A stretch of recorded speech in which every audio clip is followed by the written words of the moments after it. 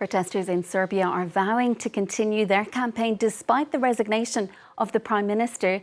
Milos Vucevic is stepping down following weeks of mass demonstrations over the collapse of the roof of a train station in northern Serbia in November. 15 people were killed.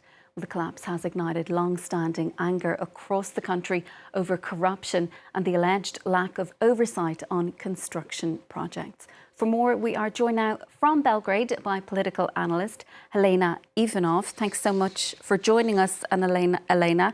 You're an associate fellow at the Henry Jackson Society. Thanks so much for your time on the programme this evening. You said a little earlier today that the resignation of the Serbian Prime Minister, it's essentially too little, too late, and you predict that this is not going to be enough to diffuse tensions in Serbia.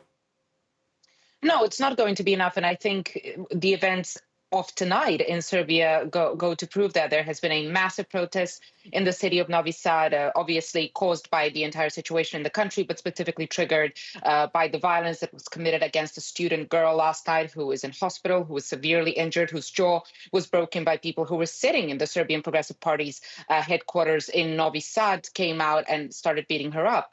On top of that, we've seen protests in Belgrade tonight as well, but also across some other cities. So I think that just events of this night, which follows the resignation, show that the Prime Minister's resignation is not enough. And that is very clear why. He's not the person that the student demands are targeting. And they've never actually requested his resignation in the 4 official demands that they have right now. Exactly. So what exactly are those official demands then?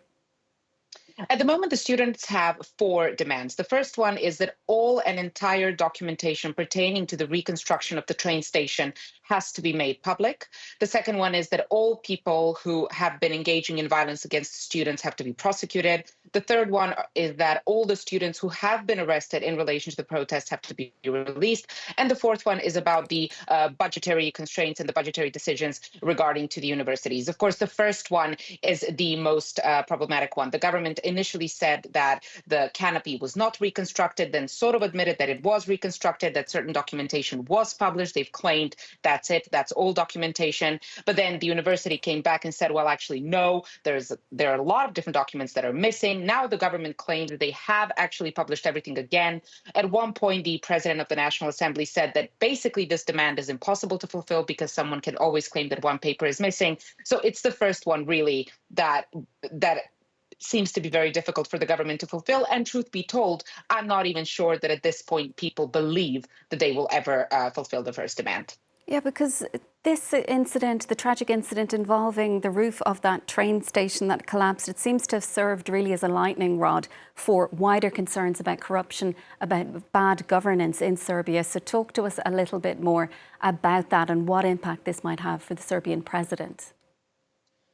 Correct. I think, this specific tragedy has really hit close to home. You speak to people here in Serbia and they will basically tell you, I find myself in a position where I'm scared to walk out and walk around the street because a canopy might fall on my head. So in a sense, anybody could have been below that canopy. And that's why I think this has touched upon the lives of so many people. I think secondly, as you correctly point out, this specific tragedy sort of really puts at the forefront a lot of different issues that many previous rounds of protests have discussed, the state capture, the corruption, the freedom of press, because once the protests have started, the government-associated media outlets, but also the national broadcaster have failed to adequately report on what is going on at the protests. And then, of course, as violence erupted on the protests, specifically as people started running over the students with their cars, or like last night, beating them up with baseball bats, that has also shown that, there are substantial problems in this country. And I think the students are really trying to make the situation better. They have 4 very clear demands. They're basically, all of their demands are targeting the general prosecutor.